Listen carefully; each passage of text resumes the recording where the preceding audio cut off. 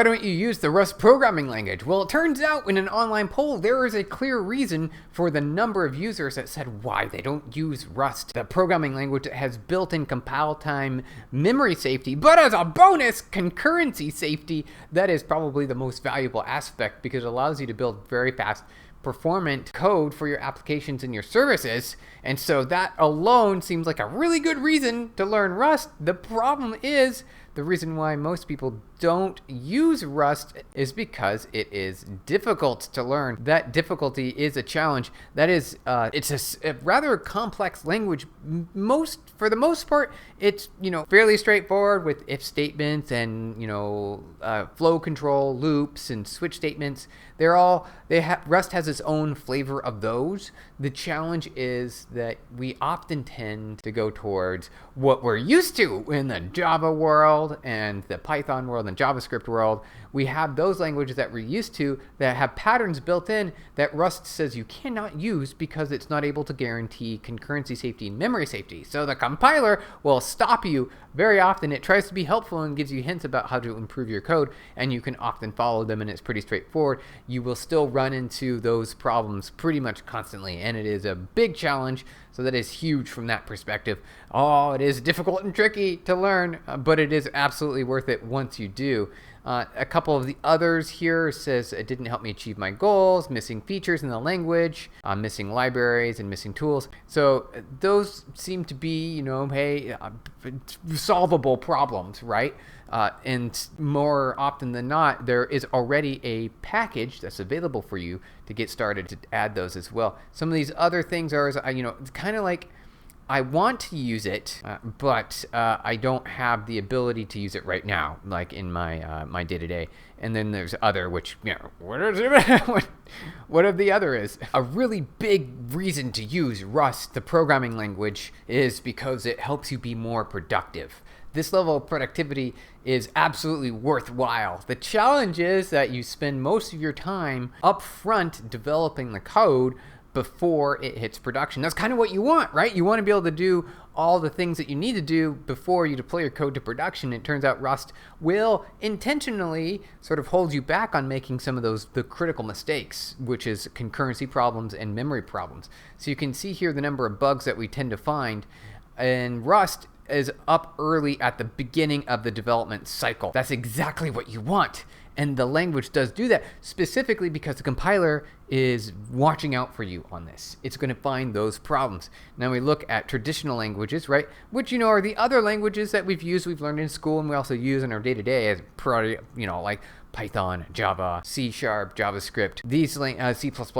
These languages will often find scenarios where you are finding bugs near production scenarios, which is not good, right? You want to find those bugs before you hit production. The cost of finding and fixing bugs dramatically increases when your code has been shipped into production because you have stuff that's running, customers are using it, and you need to be able to detect it and reproduce it and find what the problem is in the edge case. Oh, that is a big challenge. The good news is that, Rust helps us protect against that because it finds all the bugs up early on. However, when we're over here and we're looking at the relative cost to fix bugs and based on the time of detection, we do see that when it's in production, it's going to be very expensive. The good news is that Rust keeps you in this phase right here for detecting bugs, right? It's going to be able to find all the bugs for you early on, specifically because the compiler is going to really help you do that.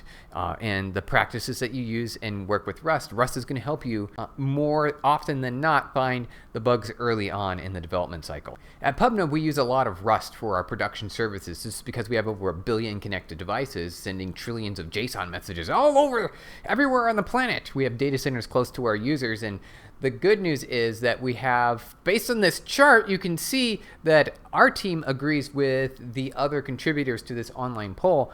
Your confidence in Rust code versus other languages, it turns out that more often than not, the confidence is very high. The percentage is higher with Rust compared to all the other languages. And of course, we can say that because the compiler is there to be super helpful It's well, I mean, it might not feel like it because the Rust compiler will throw errors constantly at you, and you need to solve the problem. And it usually gives you hints. The big trick though is that it will find those problems for you ahead of time, giving you a lot more confidence in the language that you're writing. The Rust programming language brings with it a significant number of new kinds of ideas. Now, obviously, they are borrowed ideas from other languages and they've been renamed, but also they are specifically shaped in a new kind of way. And it turns out the description and details of those ideas is kind of tricky. The idea of what is the most tricky thing in what of all, out of a poll, an online poll that was taken, of the ideas in Rust and the concepts, what topic is more tricky or difficult to learn. It turns out, lifetimes, which is based on the variable and scoping and its access in memory, right? So data can be freed automatically from the stack. Usually everything by default is from the stack, and you don't have to worry about heap allocation, which in that case, you'd have more control over, like something, if you're familiar with C. You will have challenges with this as well. So this is the best part of Rust in general, is the memory safety and the concurrency safety. And that's why lifetimes and ownership are such a huge aspect to the language. It's going to be able to protect you under scenarios that you wouldn't normally be protected pretty much in every other language. So Rust is there to help you, and it introduces these ideas of lifetime ownership to help you control where data is and when data can be freed and when data can be accessed. And when you do something wrong, the compiler will tell you. Okay, wait, let's take a quick look also at the other tricky topics of macros. Well, macros are going to be tricky in any language. There's a lot of macros, basically any other language. You also have traits, trait bounds. You got async, unsafe. Well, you should not do this. Whatever you do not do unsafe. Just avoid it completely. Don't even worry about it. And then it doesn't even have to make it to your list. Unsafe is a way for you to say this code block will not be checked by the compiler. Obviously, that's super dangerous. You want to avoid that whenever possible. The other thing is concurrency is a challenge here in Rust because the compiler is going to be very cautious about your use of concurrency to help protect you. In terms of efficiency and specifically energy consumption, which is a big topic because we need to save energy, right? We don't want to waste energy. Oh, hold on. Take a look at this. This is actually kind of crazy. We see over here, the most energy consumptive languages, and Python is by far #1 on the list, which is a huge concern because basically almost all AI systems today leverage Python, PyTorch, and other kinds of Python libraries to deal with machine learning and AI. Now, the good news is, though, most of the time, from a Python perspective, C libraries are being used and imported under the hood. So we are gaining the efficiency there from an AI perspective. Now, the good news is, check this out. If you combine those C libraries with Rust, you're going to get the best of all worlds, a high-level language with built-in safety situations, right? And you get the extra performance that you get with like PyTorch, for example, right? Or actually it's libtorch libraries, actually written, I believe it's in C++, and that lets you access the GPU using a pipeline that is really efficient for doing matrix multiplications and other math all in the GPU directly. If you haven't visited Corrode.dev, check out their blog on why Rust in production. They give you all the reasons why. We essentially just went through most of the charts and graphs to talk about why Rust in production is basically saying, yes, you should do it.